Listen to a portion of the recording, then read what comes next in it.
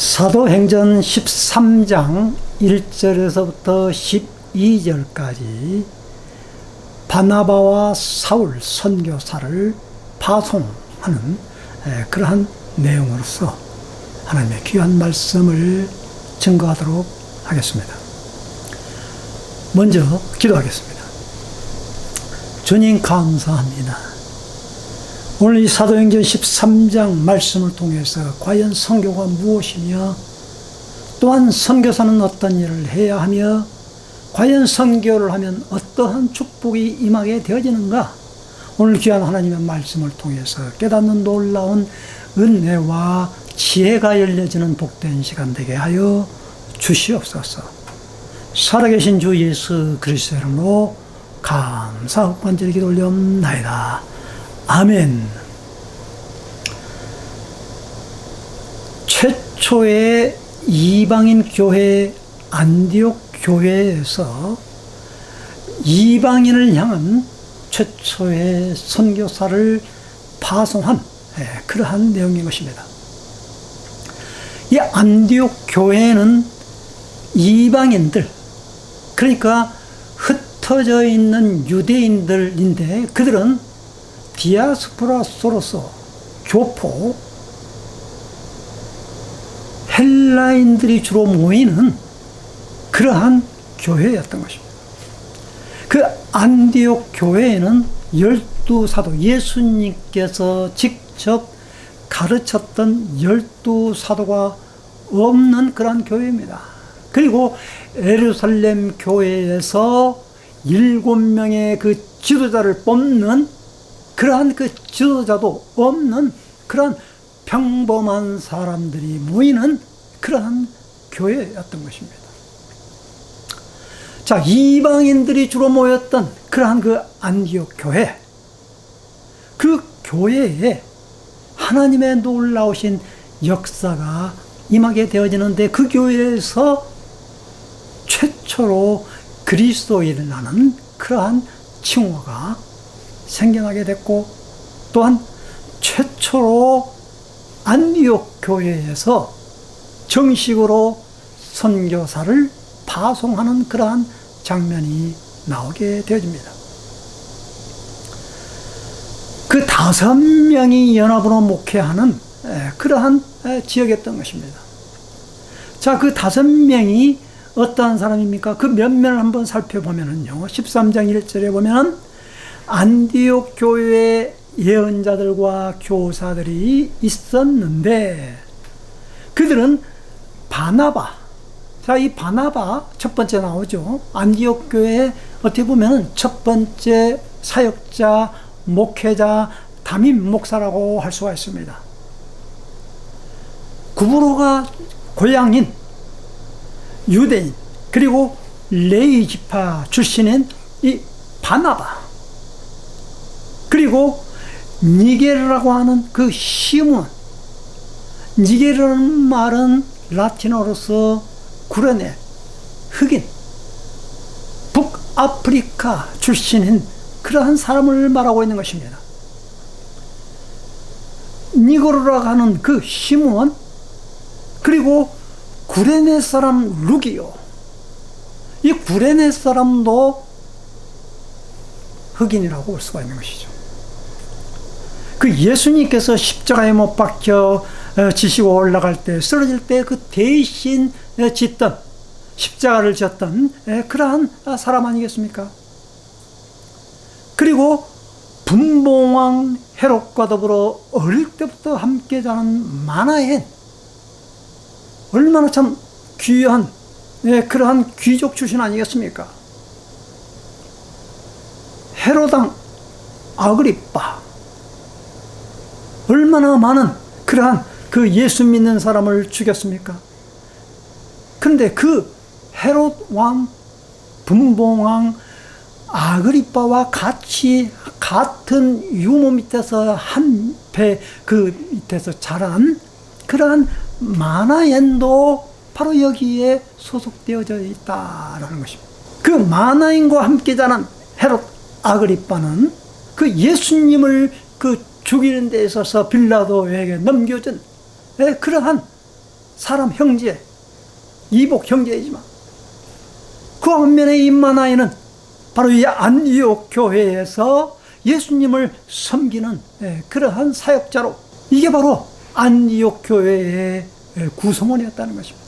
그리고 맨 마지막에 사울이라 맨 나중에 이름이 나오는 그러한 사울, 곧 바울 아니겠습니까? 오늘 이 13장이 얼마나 중요한 장인고 하니 바로 이 사도행전의 전반부와 후반부를 가르치려는 그러한 이 13장에서부터 28장까지 후반부에 대한 사역을 말하고 있는 것입니다. 바로 여기서부터 이제 사울이라는 이름에서 이제 바울로 불리어지게 되고, 그리고 이 바나바와 사울 그 이름이 바뀌어서 바로 이제 바울과 바나바가 이렇게 이루어지는 그 사역의 첫 번째 중요한 역할을 하고 있는 사람이 바울로 바로 이름이 처음으로 들어서게 되어지는 중요한 사역을 지금 시작하고 있는 그러한 장면이다라는 것입니다. 선교라는 것이 무엇입니까?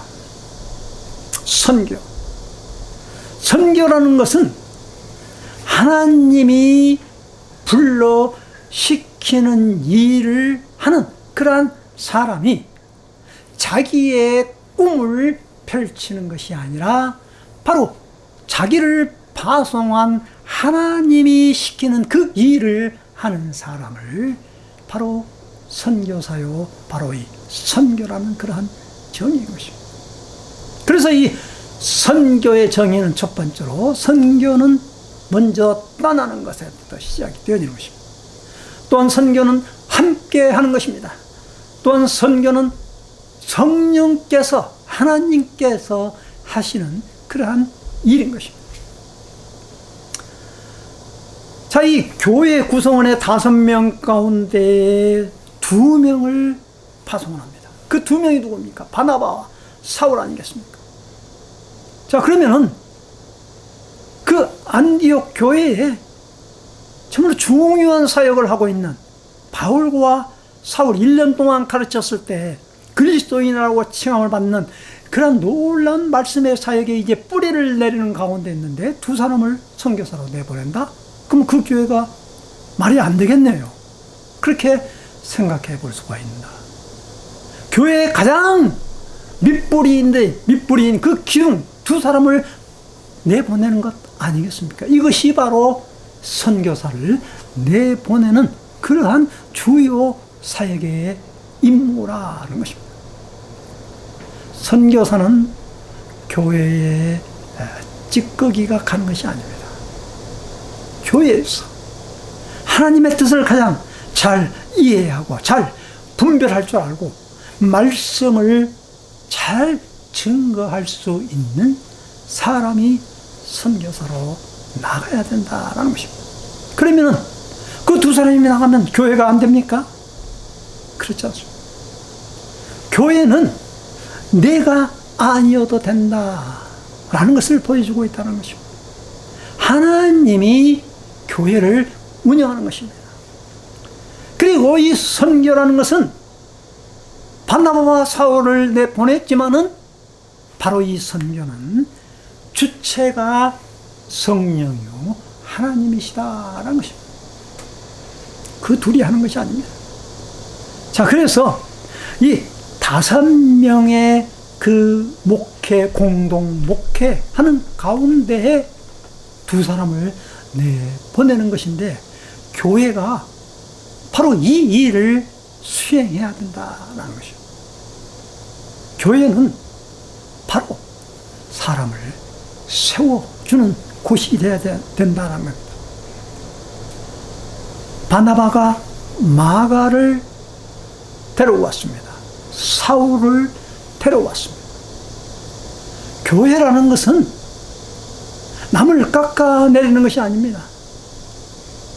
다른 사람이 나보다 더 잘되면 그 사람을 깎아내리는 것이 아니라, 교회는 주님의 교회이기 때문에 같이 모든 사람이 협력해서 함께 이 일을, 주님의 일을 감당하는 것이 교회인 것입니다.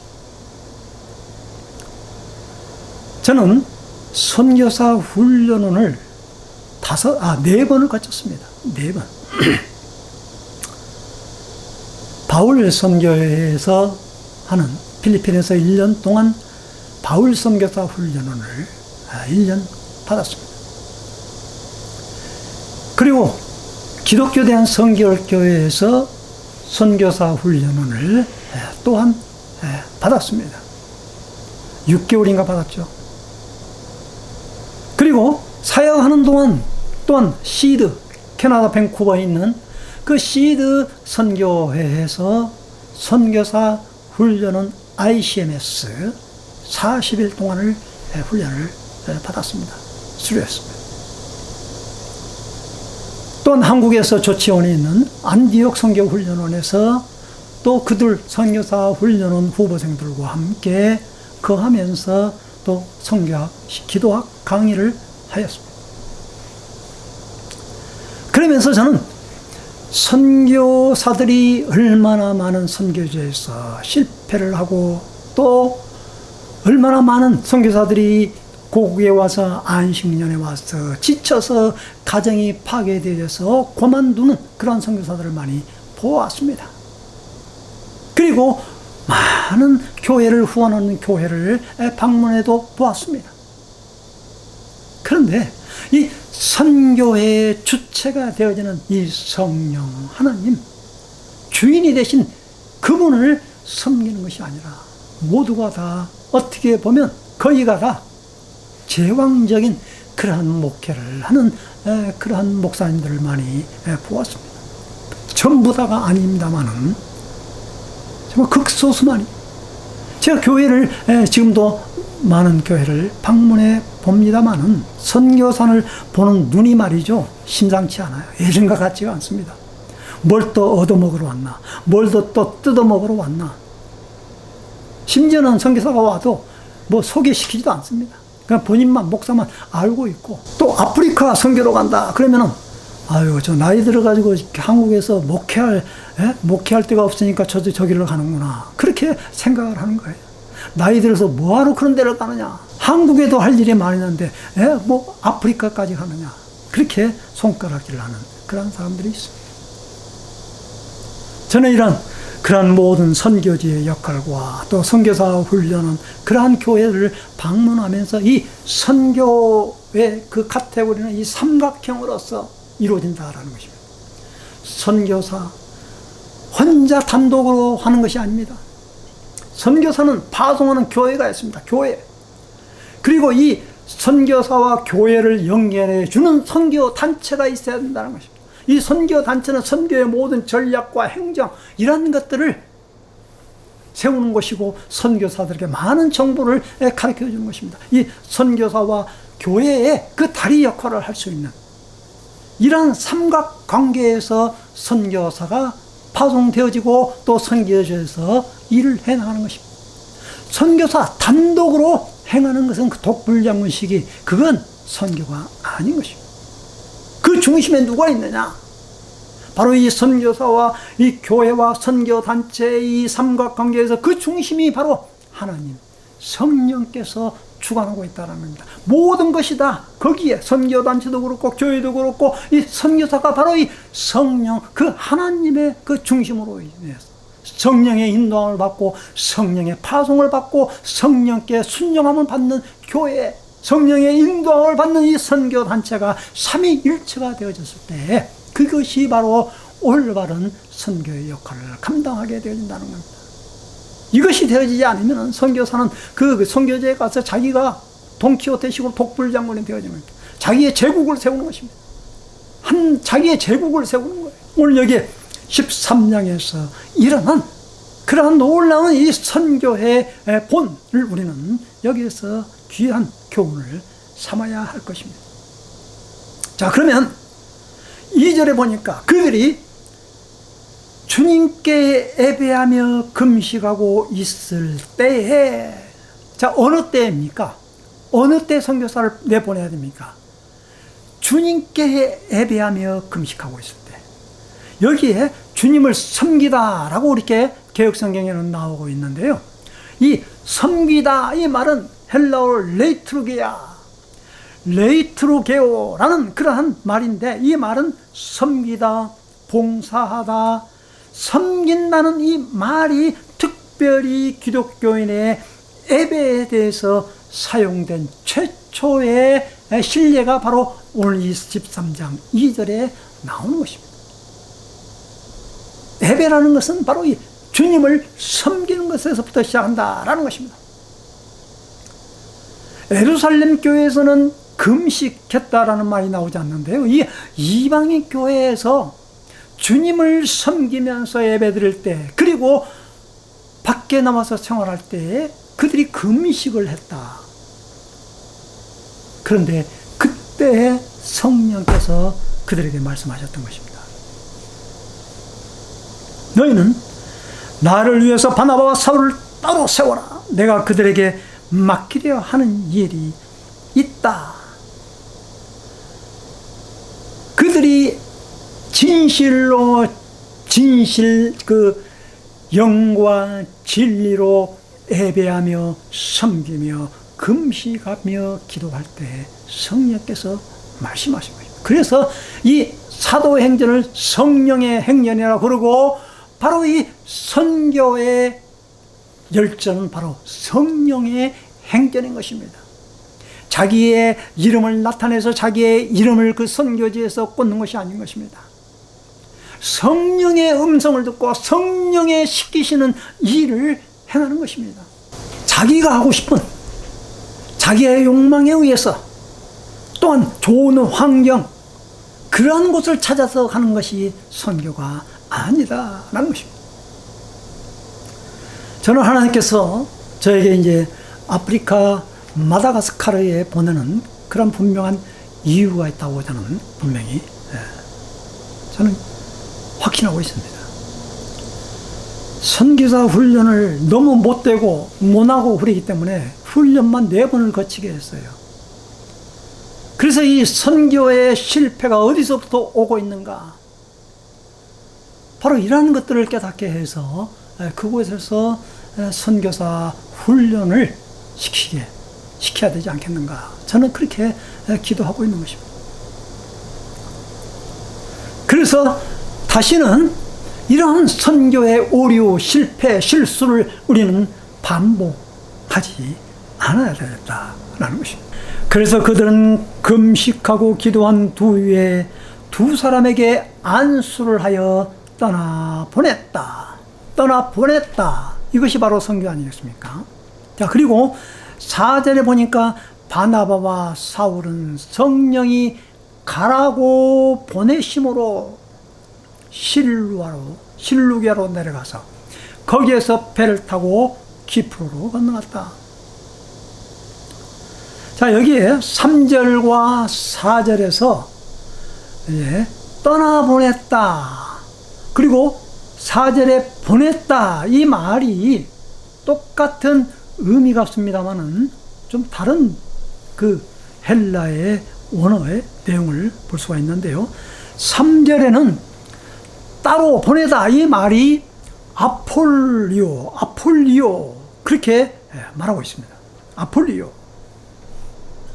자, 그런데요, 4절에 보니까 성령이 가라고 보내셨다, 성령의 보내심을 받는다, 이 말은 에크펜포라고 말하고 있습니다. 에크펜포.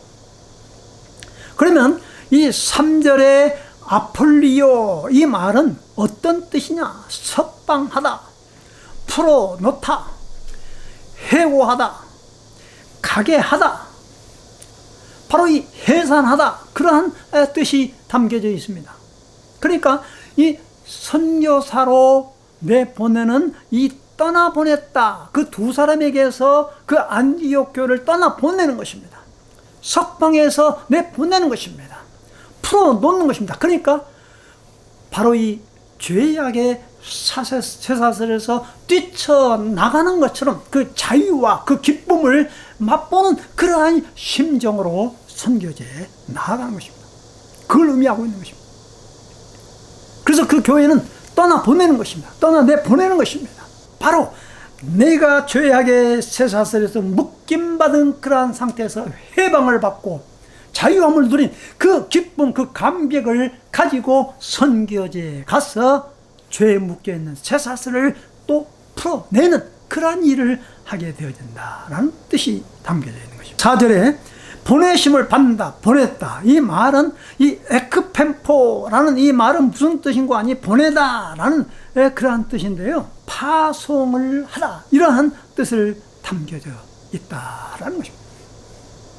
그러니까 보냄을 받는 자와 보내는 자가 있어야 보냄을 받는 자가 있는 것 아니겠습니까?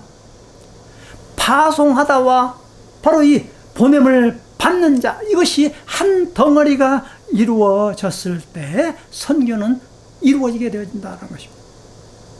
그래서 선교사는 꼭 파송을 받아야 된다. 교회에 파송을 받아야 된다라는 이야기인 것입니다. 우리가 없으면 이 교회는 무너지냐? 그게 아니다라는 것입니다. 그러니까 교회는 꼭 큰 교회에서만 파송을 받아야 되느냐? 그게 아닌 것입니다.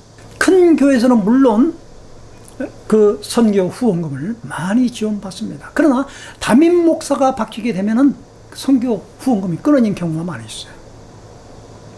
그런데 조그만 교회에서 조그만 그런 후원을 받는 그런 교회에서는 그 교회가 전심으로 기도해주는 그 기도에 후원을 받기 때문에 비록 조그만 물질을 후원받지만은 그러나 그들의 그 진심을 받는 그 기도의 후원이 중요하기 때문에 계속해서 연결되는 것을 보게 되어지는 것입니다.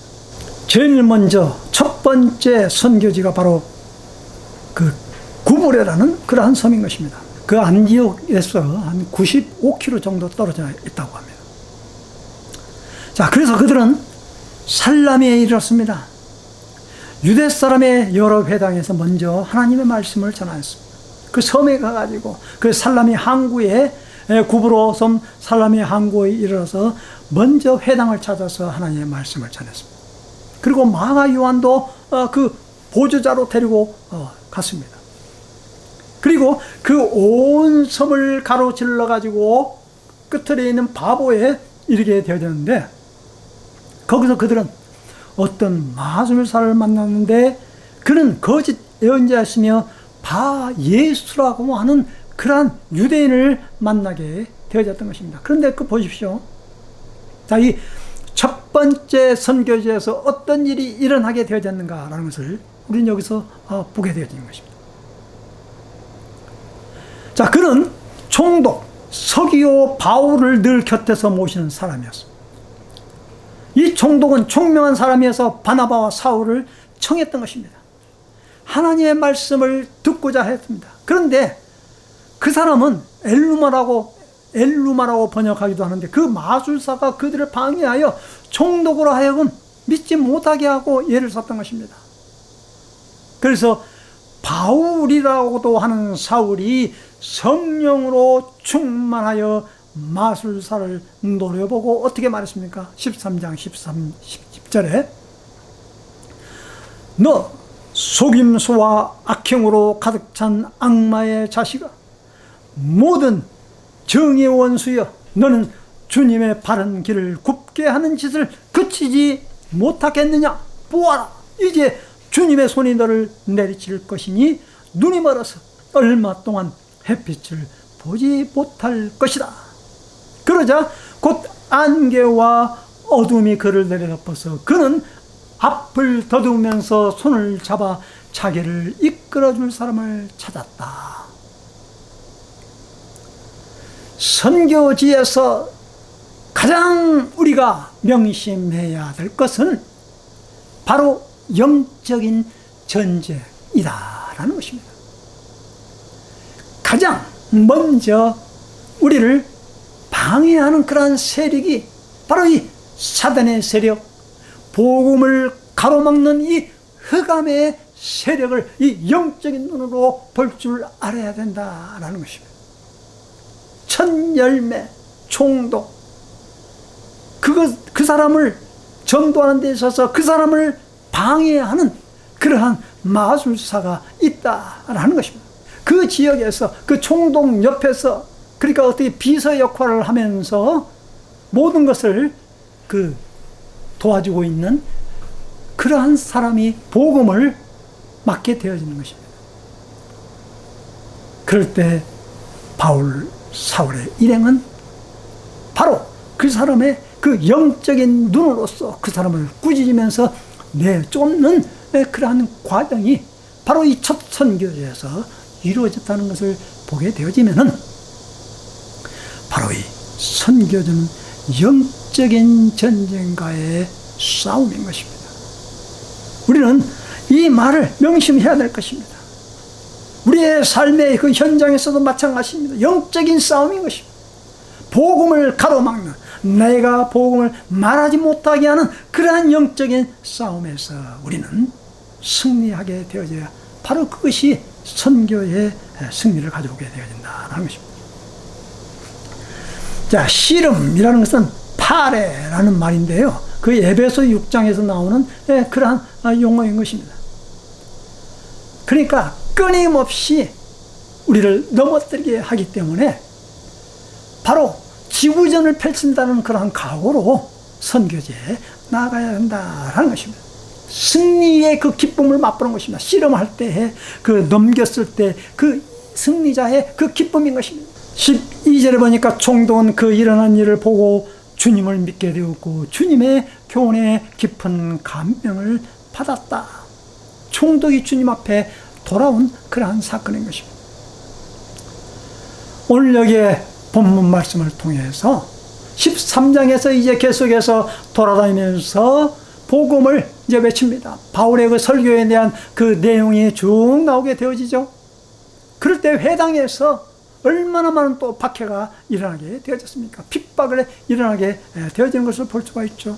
그 50절에 보니까 박해하고 쫓아냈다 그런 말이 나옵니다. 이 박해라는 말은 그 디오그몬이라는 그런 뜻인데 8장 1절에서 그 스데반의 박해로 인하여서 흩어진 그 유대인들 그 용어를 쓰고 있고 쫓아내다.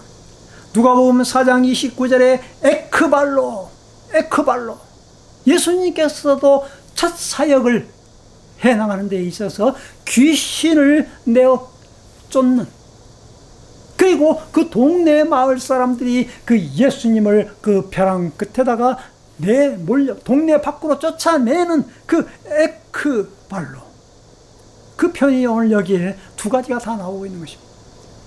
예수님의 그 사역에 있어서 쫓아냄을 당했고 스데반의 일로 인하여서 이 박해를 받는 그러한 장면이 바로 여기에서 첫 선교제에서 모두가 다 이루어진다는 것입니다. 그러니까 선교제는 내 몸의 일신상의 안위만을 위하여서 가는 것이 아니라는 것입니다. 때로는 배고픔과, 때로는 박해와, 때로는 매맞음과, 때로는 돌에 맞음과 쫓겨냄을 받는 그러한 일이 있는 반면에 흑암의 권세를 무너뜨리는 그러한 놀라운 역사가 일어난다라는 것입니다. 오늘 귀한 하나님의 말씀을 통해서 선교에 동참하십시다. 우리 모두가 다 선교에 동참해서 함께 하는 것입니다. 내가 가지 못하면 대신 보내는 것입니다. 내가 물질로 후원하지 못하면 기도하는 것입니다. 함께 하는 것입니다. 제가 사역하고자 하는 그 마다가스카르 다마타브에서 그 한흥수 선교사님은 88세가 되어졌다고 합니다. 그분은 빈손 선교를 부르준다고 합니다. 선교 사역을 하는 데 있어서 돈이 없어서 선교를 못한다? 전혀 그런 일이 없는 것입니다. 한 푼도 없다 할지라도 하나님의 성령에 의지하게 되어지면 모든 것이 다 가능합니다. 선교의 열매가 주렁주렁 일어날 때 하나님의 나라가 이 땅에 임하게 되어지는 것이고, 우리의 심령 속의 마지막에 13장의 그 끝절에 보면 제자들에게 큰 기쁨이 있었다. 그 놀라운 그 기쁨을 선교를 통해서 맛보는 우리 모두가 되어주시기를 간절히 주님의 이름으로 기원드립니다. 기도하겠습니다. 주님 감사합니다. 오늘 우리 모두가 다 선교에 동참하게 도와 주시옵소서. 내가 가지 못하면 대신 우리가 보내는 역할을 하게 도와주옵시고, 내가 물질로 후원하지 못하면 대신 우리가 기도하게 도와 주시옵시고, 우리 모두가 다 선교의 하나가 되어지는, 그리하여 모든 흑암의 원세가, 사단의 원세가 가는 곳곳마다 다 무너지고 하나님의 나라가 그 땅에 세워질 수 있는 그러한 놀라운 일들이 일어나게 도와 주시옵소서. 영적인 전쟁에서 승리하는 우리 모두가 되어지시기를 간절히 기도 올려옵나이다. 주 예수 그리스도의 이름으로 감사 기도하였습니다. 아멘.